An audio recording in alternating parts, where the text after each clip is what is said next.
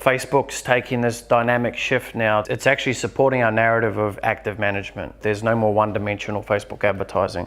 Facebook are really wanting you to do this pay-to-play method, right? With that is going to come a lot more people now going, well, I have to use Facebook ads. With that is going to come a lot more competition. So there's going to be a lot more businesses now creating Facebook ads, which, you know, could potentially make it harder for us if we were just taking a one-dimensional approach to Facebook ads.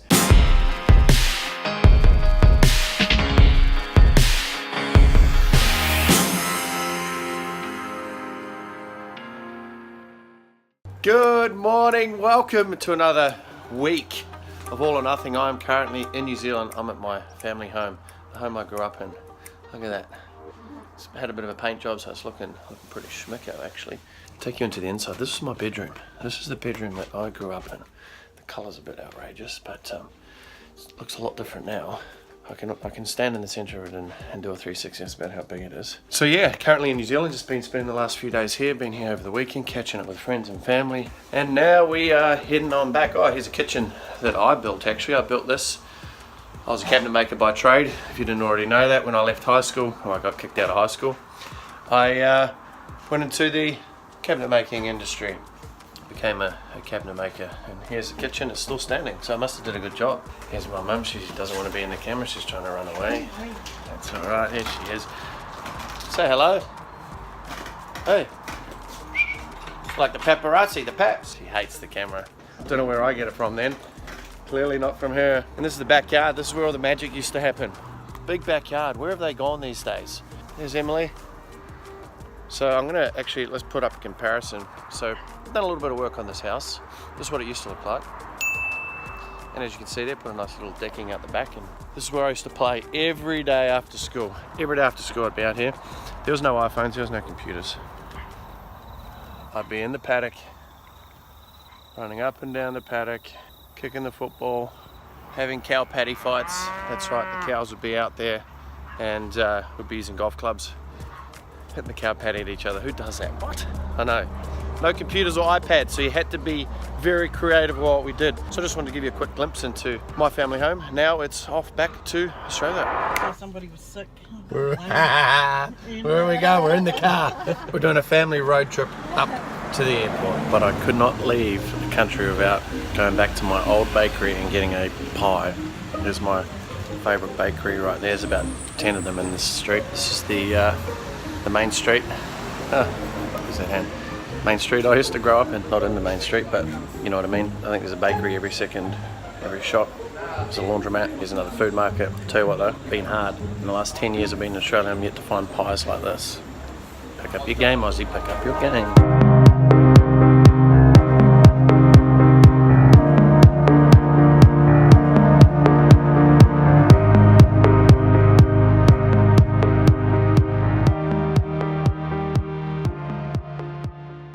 Yeah, New Zealand trip was great. Got to spend 5 days with friends and family, and got to go back to my hunting ground, to my old home where I grew up. Tell you what, I wish I got this bit on footage though, I didn't. But I went back to the first place I grew up. So the home that you've seen, that was where I ended up moving to about a year after I'd moved to New Zealand. So I actually moved to a really fucking terrible part of town. It's funny whenever I'm talking to any other Kiwis, they're like, where are you from? I'm like, Huntley. Oh. But at the time, growing up, it was great. I had an amazing time there. I took a drive back through, looked at our old neighbourhood, and there's like literally 3 houses that are like tagged all over, smashed windows, like it almost looks like you're driving through the Bronx. It's fucking unbelievable. It was a great trip. We visited the waterfalls. All right, so we're trekking through the New Zealand forest. Beautiful waterfalls, big walk. Got the whole family. A little bit wet here. Got this thing running down the mountain. Woo! Breezy up in this. It's beautiful just to see the natural waterfalls again. I love it. New Zealand is a beautiful country though, except for Huntley. But it's a beautiful country. The countryside is just amazing. So now that we're back. Good to be back yesterday. Switching up the vlog too. You haven't seen a vlog for the last few days because we're now testing, we're piloting a new format. We're able to spend a little bit more time a little bit more context over the week, see what's happening over the week. So it'll be great to see. Let us know what you think, obviously. Leave us a comment below what you think of the new change. We had our board meeting yesterday, it was amazing. You know, a lot of people ask, you know, why have you got a board? Like, what's the point of a board? Well, the point of a board is being able to have high level business minds be able to provide constructive feedback to be able to actually look at and help you drive the business, you know. So it's basically having coaches on steroids, so to speak. Yeah, mate, everything's good, everything. Did you say Emily or everything? Yeah, Emily, yeah, she's great, mate. Actually, I was just in New Zealand for a couple of days and she just got a brand new phone, an iPhone 8 Plus. I saw your post. Yeah, did you see that? I fucking royally did. What's worse was, because she was going, what should I do with my phone? Because she's holding it. Yeah, and she's like, what should I do with my phone? I don't want to take it down the leash. I said, I'll give it to me, I'll put it in my pocket. And she's like, nah, it'll fall out. I said, it won't fall out. So I got in a bit of a debate about that and I said, trust me, it won't fall out. Put it in, fucking first run, falls out. Oh no.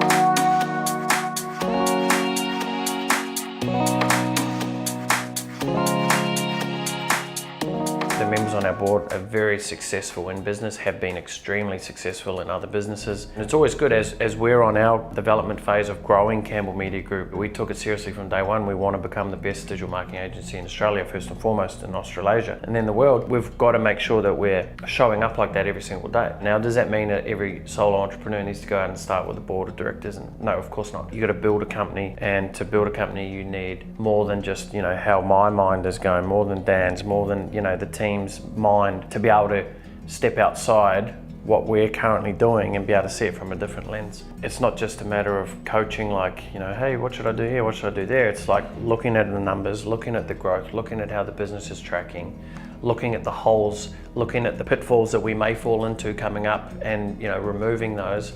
So that's why, again, you want the most successful people around you.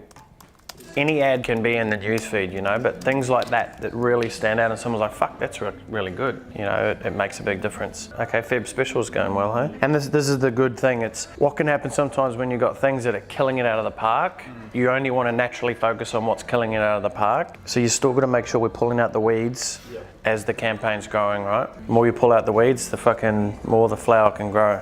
All of a sudden, if they've got 7 leads and let's say they've sold 3 of them, it's only, you know, there's $680 for however many thousands worth of return. So we need to figure that out, and which is important for us to make sure we're continually following up with them in regards of, you know, what results they are getting.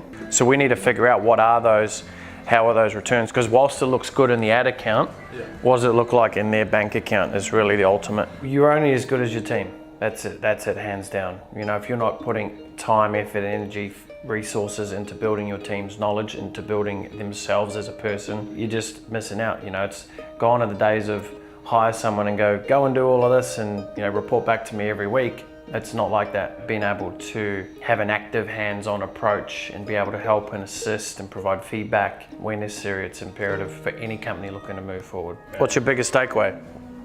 And it doesn't have to be tactile. What have you learned about yourself? I think when I step outside the box, when I get out of an advertising mindset into a consumer mindset, I can sell easier. Yeah, I've seen the ad that you actually, you know what, the cowabunga one that you made? That type of ad, it's different, it's out there, we're adding a bit of spark to it. Whilst this is a very detailed, numbers-oriented thing, you know, that's just one aspect of it. Being able to be creative, thinking of other things as well to come up with is important. Basically, all we are is we are day traders. We're day trading with Facebook advertising. It simply is like that. We're just really good at it. The average punter out there goes, oh yeah, I'll go and put a trade on. They don't know what they're looking at, they don't know what they're doing, but you can go and press a button and put some money in and then you don't really know what happens, right? Same thing with Facebook ads. We take it extremely seriously, and part of day trading is you need to be actively managing. You need to be actively looking at what's going on in someone's Facebook ads account. You know, something can change over a 2-3 day trend massively.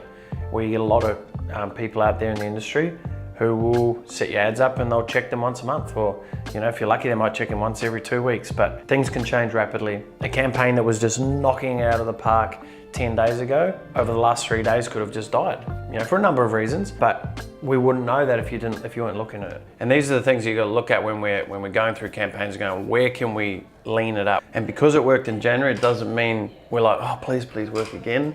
You know, it's just got to be a, fuck, we've got to turn that off. That needs to be running to a retargeting campaign. That's where I think a lot of the sales is going to come through as well, is utilizing this massive audience that we've built over the last 3 months and targeting them instead of just going out to the cold audience, right? This month alone, there's been a 910,000 person engagement on her page to month to date. So there's over 900,000 people who have engaged with that page. You know, that audience is going to be far more likely to purchase than a lookalike of 5%. Could be the best looking fucking ad you ever created, but it ain't going to matter if it's not put in front of the right audience. That's the value, is the audience first. With CMG, you know, we pride ourselves in the team. We really embed this into everyone, this concept of exceptional results, being exceptional at what we're doing. And that means creating exceptional results for our clients. And the only way you can do that is by looking at and mining the data, looking at what's working and not settling as well, right? So what a lot of people do is they'll go, cool, yeah, I've reached the CPA, we're winning. It's like, that's great. How do we get even better though? So you could use the same creatives, we just can change different wording as well. Like, it's not a matter we need to have one brand new image for one brand new lot of text. That might work better to an added to cart audience versus a website audience, but we don't know until we test it. Yeah, okay. But the key behind any single ad is you got to look at it and go, who the person is going to be reading that right now? Like what audience, where would they have been? What would they may have seen prior? Yesterday I was talking with Dan Fran about the video that he did. He was trying to fit the text to the video, right? Which it's, you fit the text, or you fit the image to the text, right? Or the video to the text. A really big focus for us is ensuring that we don't become another one of those agencies who just go and create basic ads where you can just go to Shutterstock and take a stock image and there you go, put it up, there's an ad. That's not the game that we're playing here. We're taking it seriously. You know, we've got an entire creative team now that we've introduced into the company. There's a real big steer into making sure that the ad that is created from a copy level to an imagery level is actually congruent, and it's actually making the person who sees that ad through their newsfeed, it actually makes them feel something. Perfect creative combines a number of factors. It's the words used, in the order in which they're used, and what's the relationship between that and the actual image. I'm going to go through a lot of different like language sentences and stuff. Like there's an actual sentence saying,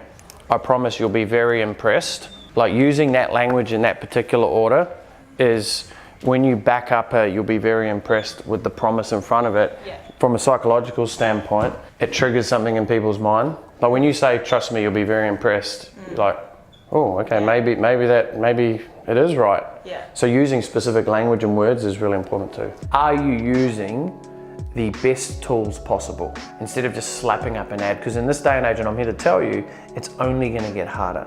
With the changes of the new Facebook algorithm, organic is almost dead, right? I mean, people have been saying it's dead forever, but it doesn't mean you stop organic, right? You just have to be smarter and you have to be more thought-provoking with the content that you are producing. So here at CMG, for us to play the highest level game possible, we need to produce the highest level content for ourselves and our customers, which is a key driver to us becoming the #1 digital marketing agency in Australia. You know, whether Facebook have told you that or not, the reality is now a lot of posts are not getting the reach that it used to, simply due to the new algorithm change, simply due to just the capacity of people on Facebook. There is the pay-to-play strategy, but you know, you also want to keep your organic posts up and, you know, frequent as well. You know, at least once a day is good. Now, the post that you put up, if you're not, you know, willing to boost that, or, you know, put $5, $10, $15, $20, let's say, behind it, because the quality is not good enough, then the post isn't good enough. So it doesn't mean you have to go and put money behind every post, although if you could, I would recommend it. But if you can't, you at least need to know that that post you're putting up warrants a quality post.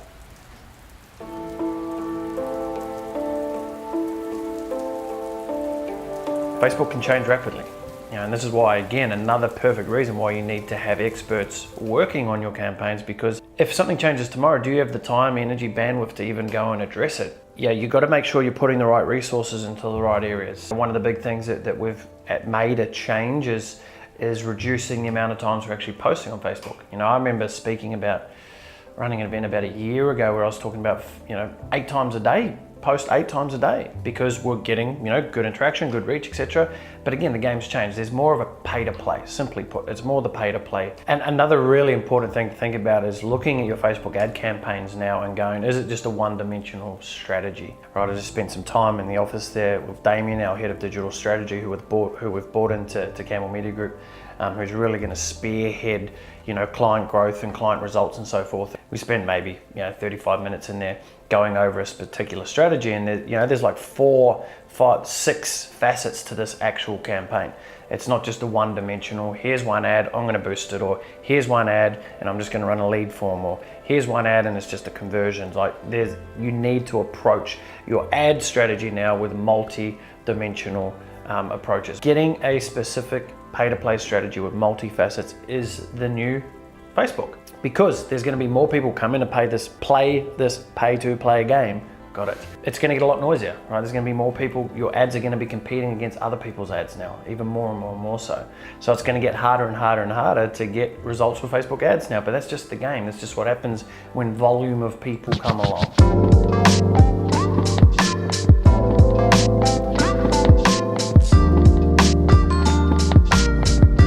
One of the many things we do here at CMG when it comes to company culture, which we think is the pivotal part of a business's ability to be able to grow and serve, we do a Made It Happen session. The whole purpose of it is at the end of the day, we come together as a team, we get to discuss and highlight, our wins for the week. We also have the ability at the end of the week to be able to highlight each other. So we go around in a bit of a circle and we get to pinpoint and highlight where someone may have excelled in a particular area, or we get to thank someone for helping them. Throughout the week, things can get really busy, and you might just take it for granted by saying, hey, Jake, come over here and help me with this, getting it done, and then you're back onto your task.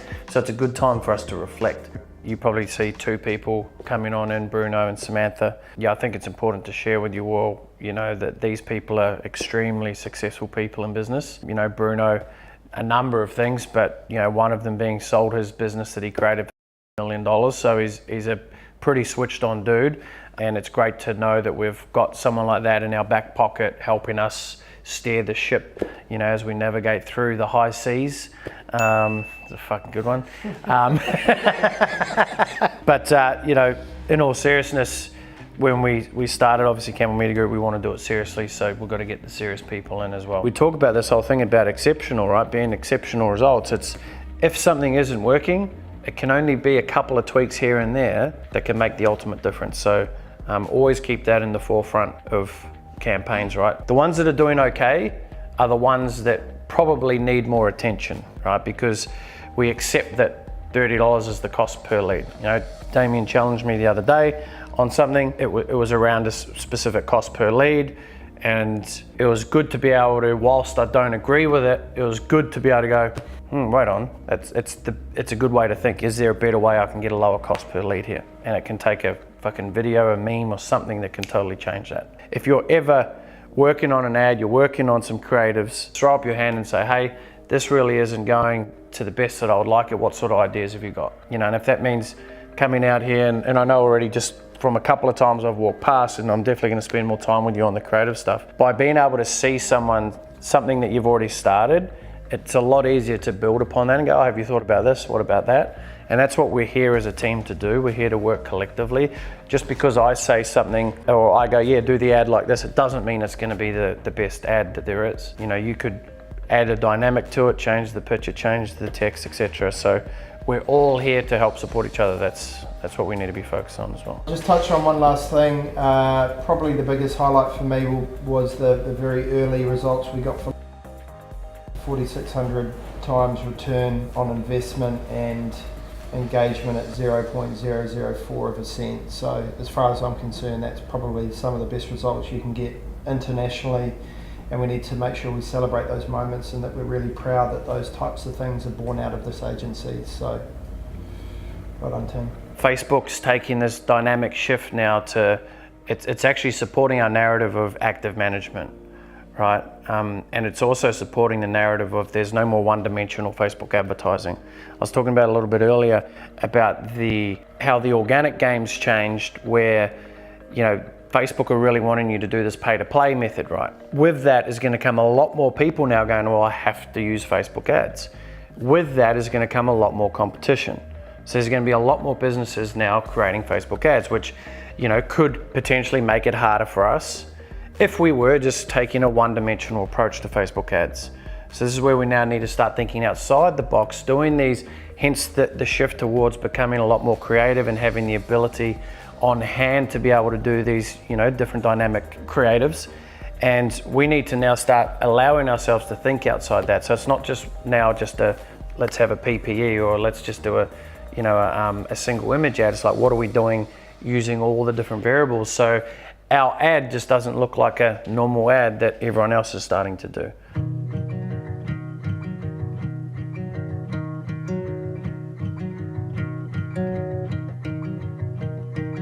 ...2018 is shaping up to be an amazing year. We've already taken many pivots already in the first couple of months, and we've got many things to come, and we're extremely excited about the direction in which we're taking the business, and even more excited about the results that we're producing for our clients. I mean, I'm feeling extremely optimistic. I'm feeling extremely excited. My intuition is certainly guiding the company in the right direction. It's definitely in alignment with where we're heading, with what we know we need to do. And it's a really great feeling to know how to get there as well. So it's shaping up to be an amazing 2018 for not only CMG, but for all of our clients and anyone involved in the CMG community.